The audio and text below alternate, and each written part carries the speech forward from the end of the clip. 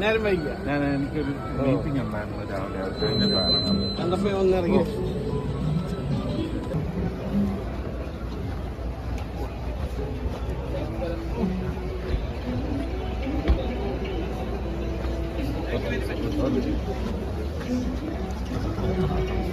മുതൽ ടി.വി. ചാനലുകളിലും സോഷ്യൽ മീഡിയയിലും പ്രധാന വാർത്ത നടനും ലോക്സഭാ തെരഞ്ഞെടുപ്പിൽ തൃശൂരിൽ മത്സരിക്കും എന്ന് കരുതുന്ന വ്യക്തിയുമായ സുരേഷ് ഗോപി തൃശൂരിലെ ലൂർദ് മാതാവിന്റെ പള്ളിയിൽ കുടുംബത്തോടെ എത്തി പരിശുദ്ധ മാതാവിന് സ്വർണ്ണക്കിരീടം ചാർത്തിയ കാര്യമാണ്.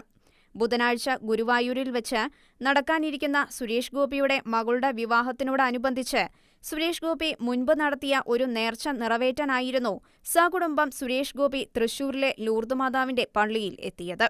സുരേഷ് ഗോപിയും കുടുംബവും മാതാവിന് സ്വർണ്ണക്കിരീടം ചാർത്തിയ കാര്യം വലിയ വാർത്തയായപ്പോൾ അപകടം തിരിച്ചറിഞ്ഞ് സുരേഷ് ഗോപിയെ ആക്രമിക്കാൻ അഭിനവ മതേതര മുഖവുമായി ചിലർ സോഷ്യൽ മീഡിയയിൽ പ്രത്യക്ഷപ്പെടാൻ തുടങ്ങി.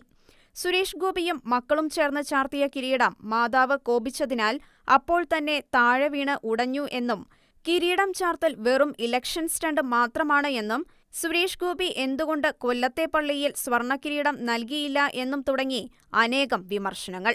സുരേഷ് ഗോപി ക്രൈസ്തവ സമൂഹത്തിനിടയിൽ വന്ന് എന്ത് ചെയ്താലും വിവാദം.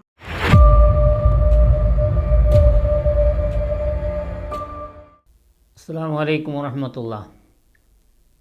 പ്രിയമുള്ളവരെ, ഇപ്പോൾ ഇവിടെ സോഷ്യൽ മീഡിയയിൽ ഒരുപാട് വീഡിയോകളും മീഡിയകളിലും എല്ലാം വരുന്നത് സുരേഷ് ഗോപിയുടെ സ്വർണ്ണക്കിരീടം. അതാണ് തൃശ്ശൂരിൽ നിന്ന് ലോക്സഭാ തെരഞ്ഞെടുപ്പിന് മത്സരിക്കുമെന്നുള്ള ഒരു വിഷയമാണ്.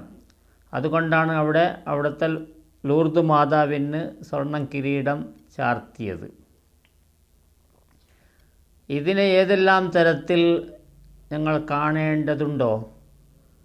അദ്ദേഹം സുരേഷ് ഗോപി ഏത് പാർട്ടിയാണെങ്കിലും ഏത് രാഷ്ട്രീയമാണെങ്കിലും സുരേഷ് ഗോപി എന്ന് പറയുന്ന വ്യക്തി എല്ലാവരെയും സ്നേഹിക്കുന്ന ഒരാളാണ്.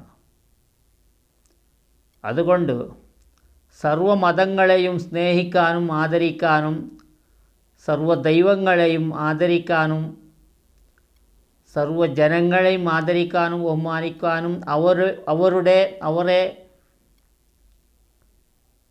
അവരുടെ സേവനം ചെയ്യാനും പാർട്ടി ഏതാണെങ്കിലും ആകട്ടെ. ഇപ്പോൾ നമ്മൾ ഒരാൾ ബി ജെ പിയിലുള്ളത് കോൺഗ്രസ്സിലായിരിക്കും, കോൺഗ്രസ്സിലുള്ളത് ബി ജെ പിയിലായിരിക്കും. അതൊന്നും പാർട്ടി നോക്കേണ്ടത് ആവശ്യമില്ല.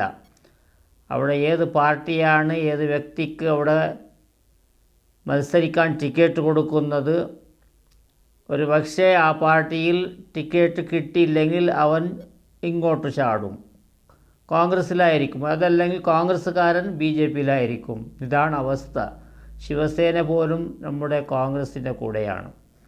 അതുകൊണ്ട് നമ്മൾ ഒരാളെ രാഷ്ട്രീയ പാർട്ടി നോക്കി നമ്മൾ അദ്ദേഹം ചെയ്ത കാര്യത്തെ തെകഴ്ത്താനോ അതല്ലെങ്കിൽ വിമർശിക്കാനോ ഒന്നും ശരിയല്ല.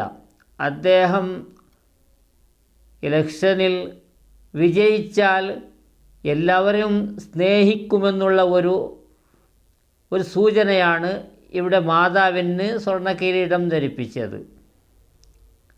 അദ്ദേഹം ഒരു സിനിമാ നടനാണ്. അദ്ദേഹത്തിന് എല്ലാവരും സ്നേഹിക്കാനും എല്ലാവരും സേവനം ചെയ്യാനും സാധിക്കുമെന്നാണ് എൻ്റെ നിലപാട്. പിന്നെ ദൈവങ്ങളെ ആദരിച്ചുകൊണ്ടാണ് നമ്മുടെ ബി ജെ പി അധികാരത്തിലേക്ക് എത്തിയത്. അതാണ് രാഷ്ട്രീയ നേതാവും ബി ജെ പിയുടെ നേതാവും എന്ന് പറയുന്ന LK അഡ്വാനി ഉണ്ടല്ലോ, അദ്ദേഹം തുടങ്ങിയതല്ലേ ഈ ദൈവങ്ങളെ ആദരിച്ച് ദൈവത്തെ പേരിൽ മതത്തിൻ്റെ പേരിൽ അധികാരത്തിലേക്ക് വന്നത്.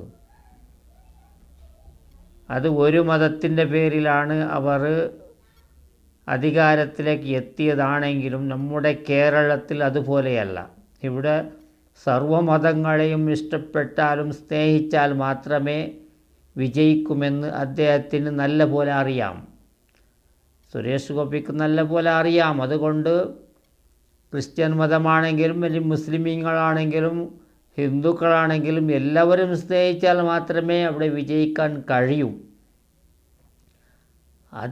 അതിൻ്റെ കണക്ക് കൂട്ടലുമാണ്.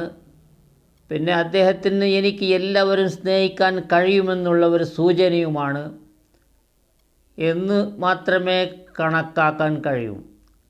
ഓരോ സ്റ്റേറ്റിൽ വിജയിക്കാൻ വേണ്ടി അവിടുത്തെ നിലപാട്, അവിടുത്തെ രാഷ്ട്രീയം, അവിടുത്തെ ദൈവം, അവിടുത്തെ മതം,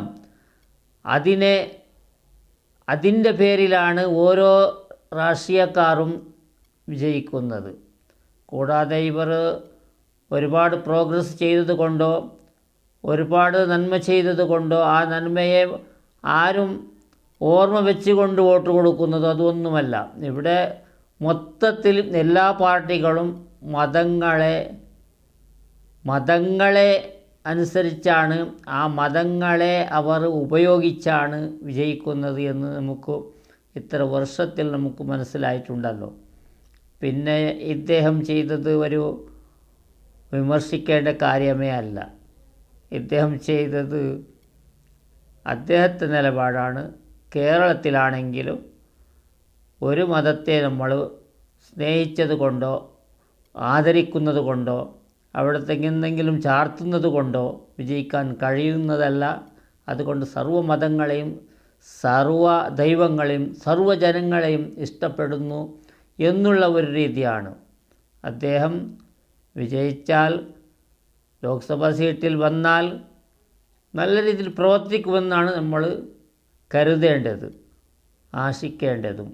എല്ലാവരും സ്നേഹിക്കുന്ന ഒരാളാണ്, നന്മയുള്ള ഒരാളാണ് എന്നേ എനിക്ക് പറയാനുള്ളൂ.